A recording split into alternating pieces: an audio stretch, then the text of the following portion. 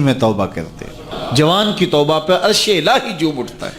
تو خوش نصیب لوگ ہیں جن کو سچی توبہ کی توفیق نصیب ہوتی ہے، اور وہ لوگ جو اپنی زندگیاں یوں ہی بسر کر دیتے ہیں اور راہ مستقیم پہ نہیں آتے، آوارگی میں بسر کر دیتے ہیں، تو پھر منو مٹی تلے چلے گئے لوگ کہانی بھی بھول جاتے ہیں۔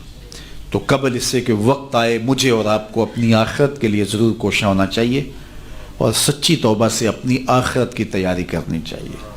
کل کا پچھتاوا آج کے پچھتاوے سے بہتر ہے۔ کل کا پچھتاوا تو سوائے حسرت دکھ بڑھانے کے اور کیا ہوگا؟ آج کا پچھتاوا زندگی بدل دے گا۔ وقت پر کافی ہے ایک قطرہ بھی آب خوش ہنگام کا، جل گیا جب کھیت برسا می تو پھر کس کام کا۔ ایک روایت میں آتا ہے کہ اہل جنت جنت میں جا کر ایک حسرت ان کے دل میں ہوں گی، حالانکہ جنت میں پہنچ کے کوئی حسرتیں نہیں ہوں گی، ہر حسرت پوری ہو جائے گی، لیکن ایک حسرت ان کے دل میں جنت میں پہنچ کر بھی ہوگی، اور وہ کیا؟ جو چند لمحے خدا کی یاد سے غافل گزارے کیوں گزارے۔ تو خوش نصیب ہیں وہ لوگ جو اپنے لمحات کی قدر کرتے ہیں۔ تو آج موقع ہے، آج فرصت ہے، سورج مغرب سے نہیں چڑھا، توبہ کا دروازہ بند نہیں ہوا، اللہ کی رحمت کے در کھلے ہیں، روزانہ آواز آتی ہے کوئی مجھ سے معافی مانگنے والا میں اس کو معاف کر دوں، تو اس کے حضور آج حاضر ہو جائیں۔ کل تو آنا ہی ہے، پھر جو کفن میں منہ چھپا چھپا کے آتے پھریں گے، اچھا نہیں ہے کھلے منہ سے چلے جائیں۔ پھر جو لوگ اٹھا کے لے جائیں گے، اچھا نہیں ہے خود اپنے قدموں سے چل کے اس کی دہلیز پہ چلے جائیں۔ وہ ایک مجذوب تھا، فقیر تھا، بازار میں کھڑا رو رہا تھا، کسی نے روک کے پوچھا کیا ماجرا ہوا، کیوں رو رہے ہو؟ کسی نے تنگ کیا ہے، دکھ دیا ہے، ستایا ہے؟ اس نے کہا کچھ بھی نہیں ہوا، بس ان لوگوں کے رویے نے دکھی کر دیا ہے۔ کہا کیا ہوا؟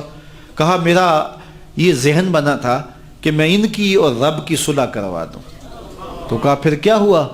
کہا وہ تو مانتا یہ نہیں مانتے، وہ تو کہتا ہے ان کو لے آ میری دہلیز پہ، ایک آنسو سے سارے گناہ معاف کر دوں گا، لیکن ایسے کھوئے ہیں، یہ الٹا مجھے بے وقوف کہہ رہے ہیں، یہ مجھے گھور رہے ہیں کہ تم کیا ہمیں بتا رہے ہو۔ اللہ اکبر۔ تو وہ تو مانتا ہے لیکن یہ نہیں مانتے۔ اگلے دن اسی فقیر کو دیکھا گیا کہ وہ قبرستان میں کھڑا رو رہا ہے، تو وہی شخص گزرا تو اس نے روک کے پھر پوچھا بابا قبرستانوں میں بھی روتا ہے اور بازاروں میں بھی روتا ہے، آج کیا مسئلہ ہوا؟ کہا مسئلہ میرا کل والا ہی ہے۔ کہا آج کیا ہوا؟ کہا کل ان سے مایوس ہوا تو پھر آج ادھر نکل آیا، اور آج میرا پروگرام بنا کہ چلو ان کی اور رب کی صلح کروا دو۔ تو کہا آج کیا رکاوٹ ہے؟ کہا آج یہ مانتے ہیں وہ نہیں مانتا۔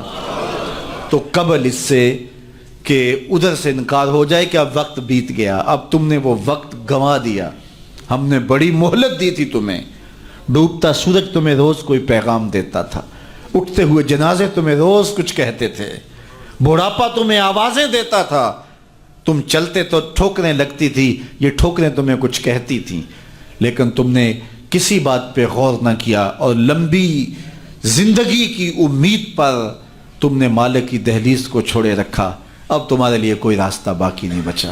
تو قبل اس سے کہ وہ وقت آئے کوئی حجت باقی نہ رہے، زندگی کے جو 4 دن مجھے آپ کو میسر ہیں، ہم اللہ کے حضور سچی توبہ کریں۔ توبہ کی شرائط 3 ہیں۔ پہلی شرط یہ ہے کہ جو گناہ کیا ہے اس پر ندامت، دوسرا یہ ہے کہ اس کو ترک کرنے کا پختہ عزم مصمم، اور تیسری چیز یہ ہے کہ آئندہ اس کو کبھی بھی نہیں کروں گا۔ اگر یہ 3 شرطوں کے ساتھ کوئی اللہ کے حضور حاضر ہو جاتا ہے تو وہ سچی توبہ ہے۔ لیکن محض کسی مجلس کے اندر توبہ توبہ پکار اٹھے، جس طرح وہ گاڑی والا ایکسیڈنٹ دیکھتا ہے تو رکتا ہے، 5 لاشیں گری ہوئی ہیں تو وہ ٹیپ بھی بند کر دیتا ہے، سارے بس والے توبہ توبہ پکارنے لگ جاتے ہیں، 1.5 کلومیٹر کے بعد پھر دوبارہ وہ بٹن دبا دیتا ہے، اور پھر وہی گانے اور وہی غلیظ چیزیں، اور پھر معمول کی زندگی۔ ایسی توبہ نہیں ہے۔